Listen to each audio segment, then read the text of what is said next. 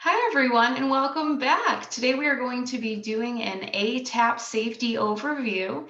As you've hopefully previously seen, I'm Jackie, and joining me today is going to be Anthony. Today, we're going to be giving a basic overview of some of the things we previously discussed in our 1 minute wrap up. So, if you want to learn a little more about what we're referring to, feel free to go watch those. And if you want to get even more in depth about what we're talking about today, be sure to join us for our dive deep discussions that will be coming out shortly. Today, Anthony and my focus is going to be reviewing those topics of awareness and preparedness. Anthony, is there anything specifically you'd want to start us off with based off what we've talked about previously? Well, I want to hit on those awareness points, right? So many people go through life, and granted, there's a lot of issues, especially in this day and age, that we all have to be dealing with, right? But when you're in public, there's so much to worry about with everything going on around you. You take the older lady in North Carolina that was just carjacked and severely beaten, the shooting that just happened in Nolens, Louisiana. Uh, Outside of a gun store, no less.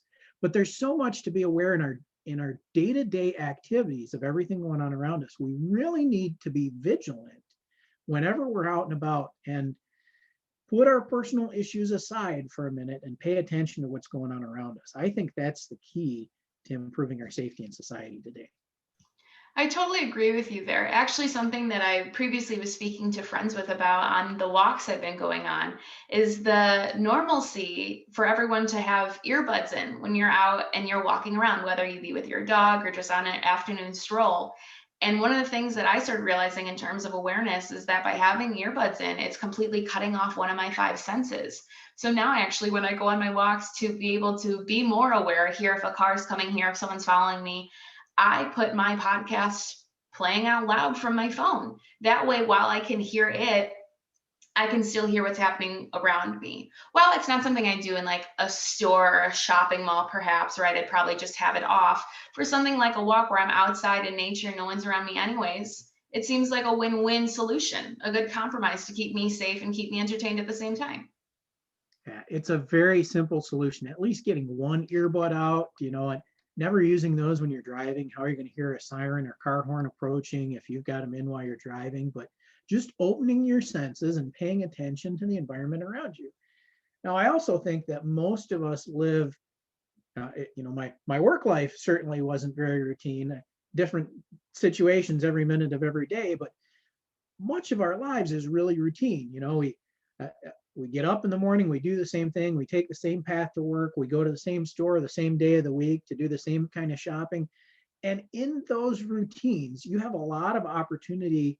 Well, one, you have the opportunity to not be vigilant, but you also have the opportunity to do some planning. What if there's a car accident on the way to work, right? What if somebody grabs me or grabs my purse or wallet while I'm at the store? Because there are so many situations that you deal with that are the same, you can make a lot of determinations beforehand. You can imagine the situation and what you're going to do and how you're going to respond all before it ever happens and have that laid out in your head so that when it happens, there's no time wasted in decision makings and what ifs. It's action and resolution. I think that's an amazing idea, especially with those places that you're regularly attending, brainstorming different even exit plans, right? So it could be something like an accident or someone steals your purse, but it could be something as simple as, what if I can't get out of this door? What if this door is locked? What's another way I can go? And like having those conversations with yourself is important. It's going to continually keep you in that mindset. And something that you and I have discussed before is that it's difficult for the body to go somewhere that you as an individual haven't previously decided you're willing to go or have thought about. So if we're not having these pre-planning conversations with ourselves on how we'd be responding to these situations, it might take us more time to respond, or we might not respond at all. That's something I previously mentioned, was that lack of behavior freezing that could be taking place. But that's really what we want to be countering by having these brainstorming sessions when we're going to places that we always go, our coffee shop, our place of work, our gym. How are we going to respond? How are we going to get out if something were to happen right now? Even what could be a weapon that I could use? And having those regular conversations with yourself is so important and critical to having you have a more effective response time when that takes place.